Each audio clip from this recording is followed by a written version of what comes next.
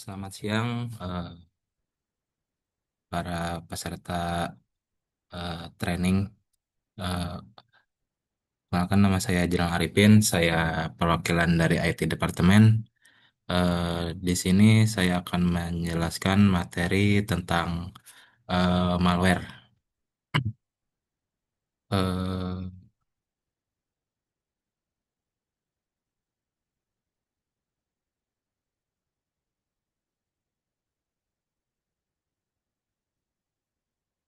untuk definisi malware sendiri, malware adalah software yang sengaja dibuat untuk berperilaku sedemikian rupa sehingga menimbulkan kerugian kepada pengguna komputer itu sendiri.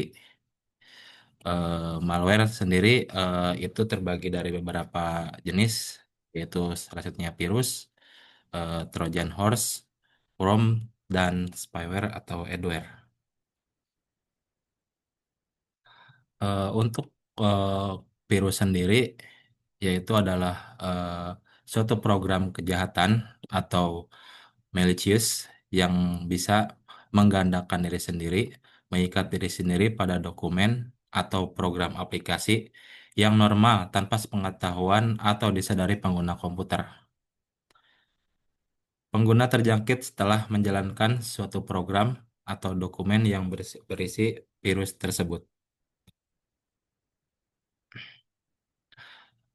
Untuk penjalanan virus sendiri, itu ada beberapa tahap, yaitu salah satu satunya program komputer sendiri, bagian dari kode dan data. Virus hanya menimbulkan bahaya jika beberapa berada dalam executable environment. Virus mengikat diri pada bagian kode agar bisa aktif pada saat program yang normal dijalankan. Virus bisa mengikat diri pada dokumen atau data jika fasilitas makro atau script. eh, Acquisition environment adalah lingkungan komputer yang memungkinkan pembacaan data, lalu menginterpretasikan data tersebut sebagai perintah, kemudian menjalankan perintah tersebut. Dapat berwujud mikroprosesor, exe, virtual machine, salah satunya Java atau .NET, entrepreneur mikro, atau script atau PB script. Operasi virus komputer, eh, fungsi penjalanan atau propagasi, bagian kode yang memungkinkan virus menggandakan diri sendiri menjadi file lain yang siap ditularkan.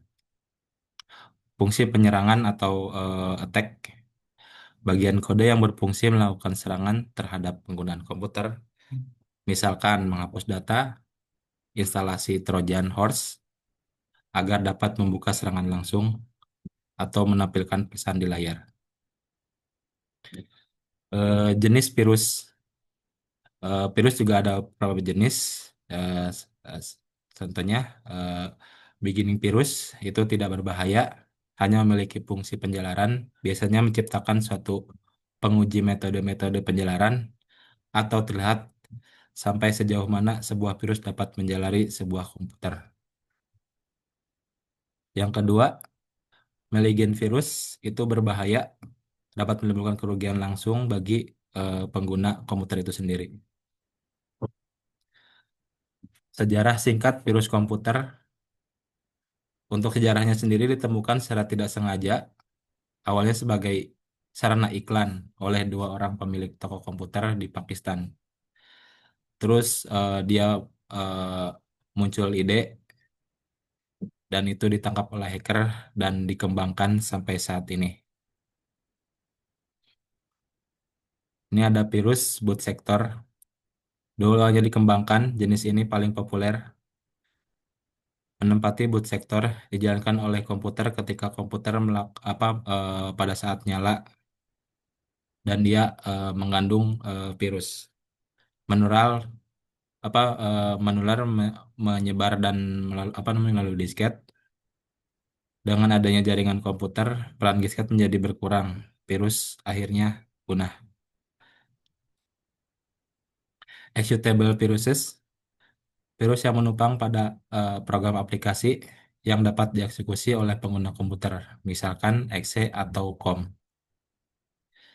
Sistem operasi yang modern memiliki fasilitas eksekusi program berbasis izin atau wewenang, menyulitkan pengembangan virus jenis ini.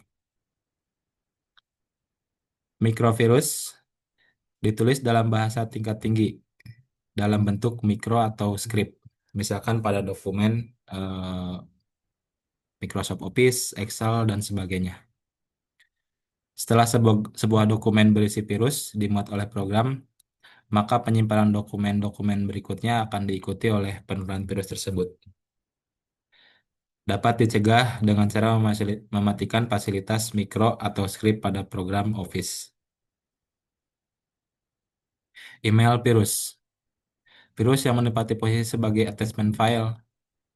Biasanya virus-virus tersebut berbentuk kayak seperti dokumen PDF, link, ataupun gambar. Dapat aktif setelah pengguna membuka email atau attachment file. Dengan membaca existing address book atau menjalankan inbox, didapatkan alamat-alamat email sasaran penjalanan berikutnya. Kecepatannya sangat tinggi dan sangat beresiko memanfaatkan aspek psikologis pengguna. Contoh pengamanan diri dari virus yaitu pencegahan, natural immunity, atau proteksi keamanan. Pencegahan dari virus selektif terhadap program yang didownload dari internet atau CD installer. Jangan pernah membuka attachment email yang tidak perlu atau meragukan. Konfigurasi program-program Office dan email sesuai saran keamanan vendor. Matikan fasilitas mikro pada program.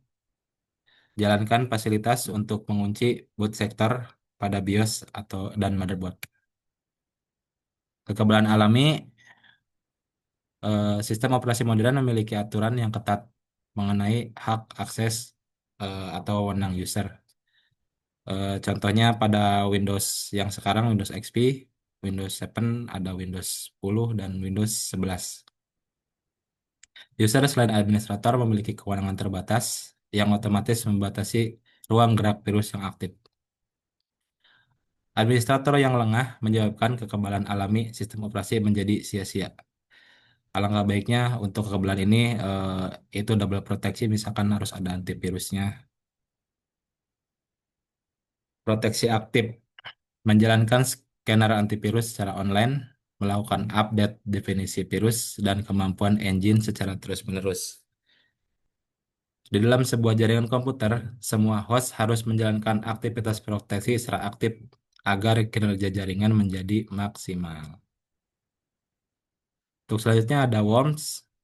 Worms itu adalah virus yang menjalan secara otomatis tanpa tergantung bagaimana perilaku pengguna komputer dengan cara memanfaatkan celah keamanan atau bug pada sistem operasi atau program aplikasi yang terhubung ke jaringan atau internet.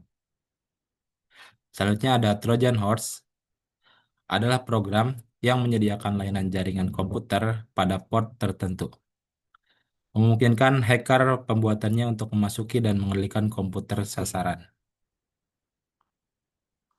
Untuk pertahanan terhadap worms, hindari penggunaan software yang sudah terkenal dan tidak aman, misalkan IIS atau Internet Explorer.